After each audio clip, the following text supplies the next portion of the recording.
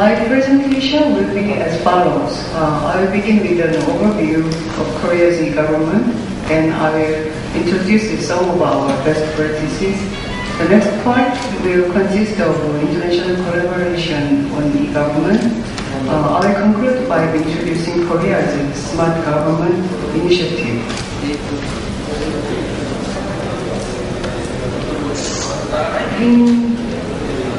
In giving you an overview of Korea's e-government, I talk about implementation background, major achievements, and success factors.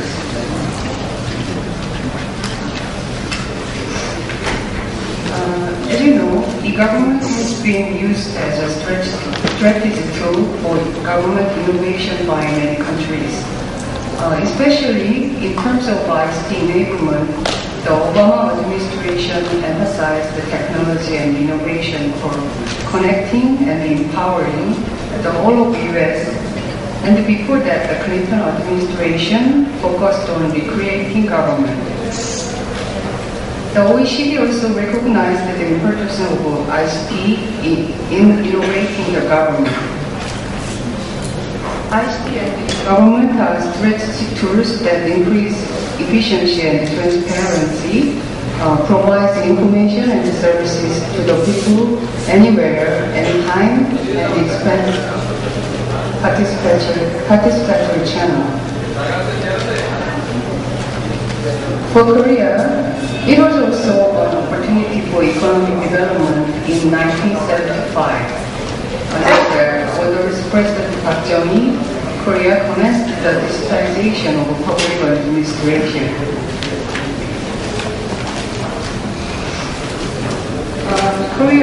Korea's e-government evolved in 5 stages.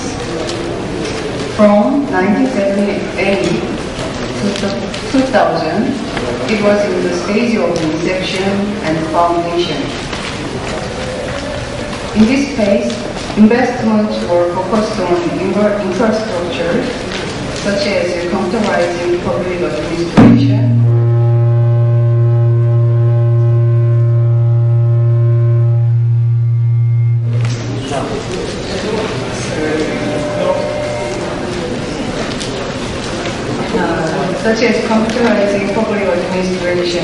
building administration networks, and constructing nationwide broadband networks.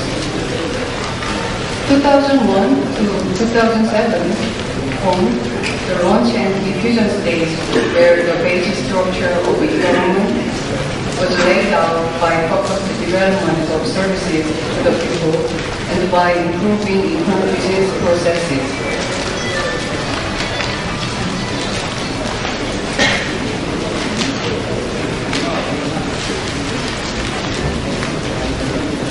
And 2008 and beyond corresponds to a maturing of e-government in Korea.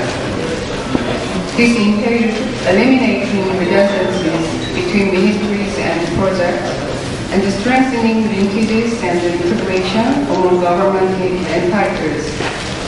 And in response to the change towards convergence, consolidate implementation organizations and structures into a single system. Vis-a-vis the Presidential Committee on Government Information Strategy. Recently, Korea has begun work on implementation plans to drive smart government. Next slide. Now, we will take a look at Korea's legal framework for e-government. First, there is the E-Government Act, which is the most direct law governing e-government. There are also supporting laws for information sharing, records management, and so forth. Other various laws form links with the private sector and include the Digital Signature Act, Framework Act on E-commerce, Act on Promotion of E-trade, etc.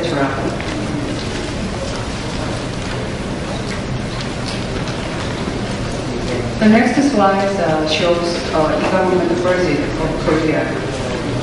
One of the most important elements in building e-government is funding. The Korean government utilized the government budget and and the Information and Telecommunication Promotion Fund in the early stage of e-government construction. And for over 10 years, the government continued to invest in e-government by appropriating over 1% of the total budget to implementation.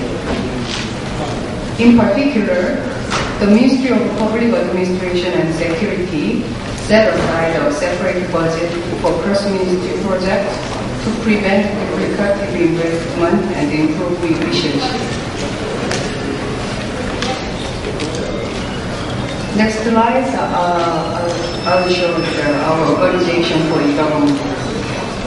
There are two main driving forces for e-government.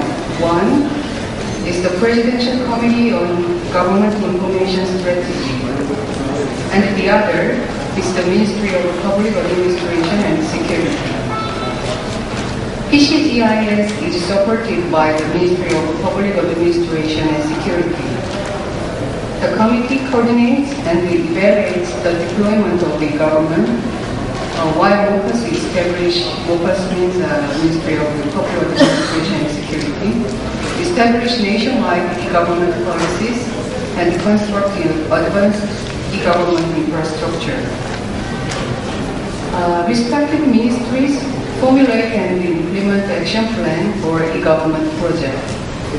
Also, NIA, our company, provides technical and project management support to OPAS as well as this committee.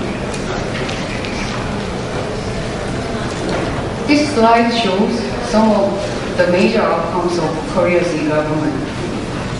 As you can see, services to the people have improved markedly, especially in terms of time savings.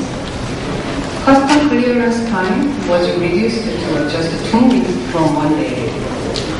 And the patent examination time was shortened to less than 10 months from 3 years. Efficiency also increased. The deployment of electronic procurement increased the average processing rate of 1 person from 179 cases to 890 cases. And the e-document distribution rate is 100% as of 2010, significantly improving administration efficiency, especially between central and local governments. Korea also gained international recognition.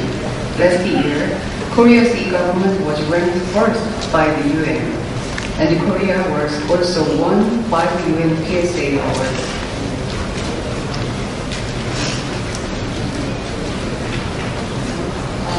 According to the UN, the journey to e-government can be divided into the following 4 levels: emerging, enhanced, transactional, and seamless. Currently, the Korean government has completed level 3 and is advancing on to level 4. Korea is evaluated to have achieved 62% of the level 4 stage. We now have systems in place through which users can obtain certificate documents online and pay taxes through the e-government system. We are aiming to upgrade and expand our e-government systems and services to provide uninterrupted services to our citizens and businesses through integration of back office systems. Now, I will introduce our success factors. These are the success factors that enabled Korea's government to become one of the best in the world. First, Korea developed customer-oriented services. E-government projects were prioritized by considering their impact on the daily lives of citizens. These included services for resident registration, vehicle customs clearance, employment statistics, and so forth. Second, appropriate policies and legal institutions were established in a timely way, ensuring that e-government could be implemented smoothly. Third, 1% of the national budget was invested into e-government every year. And the Information and Telecommunication Promotion Fund was created and utilized during the early stage of e-government construction.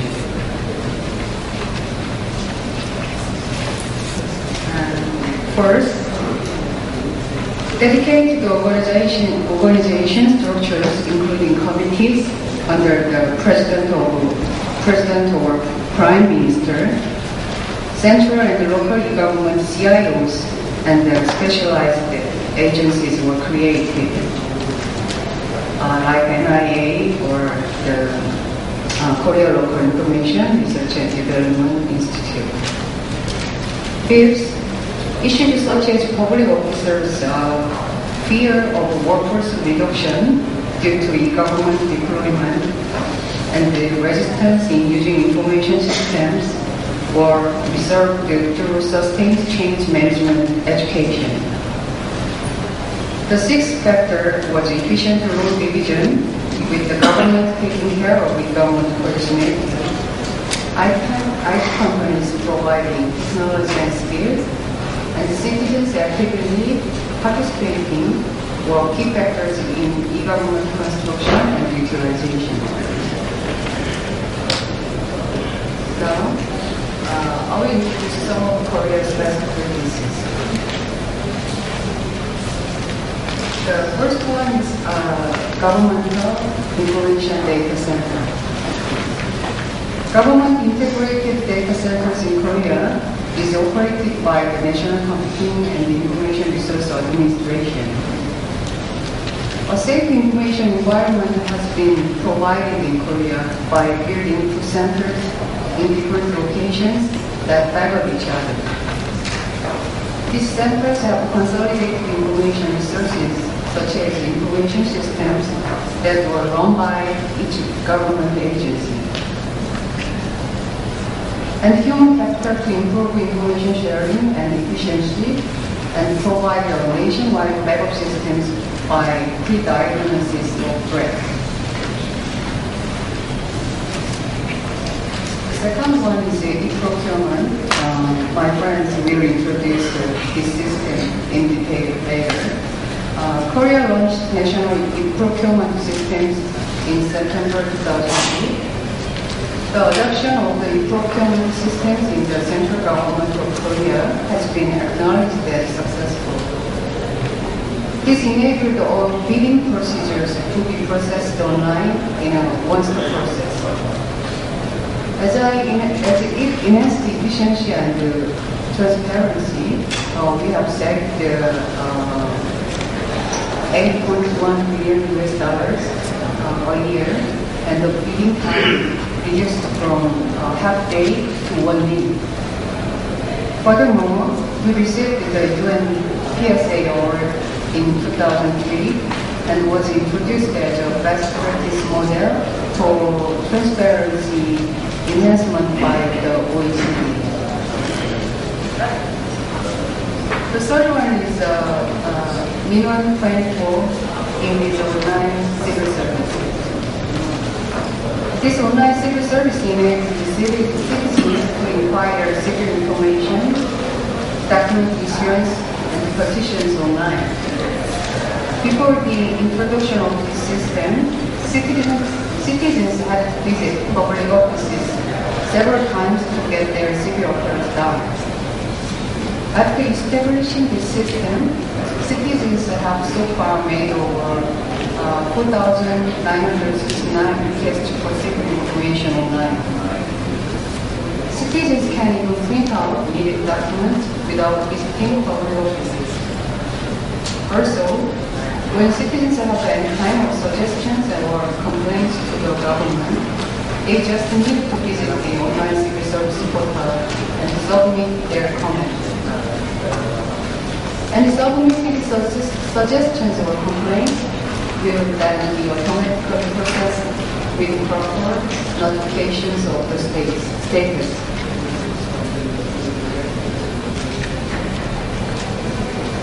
The next one is information capabilities.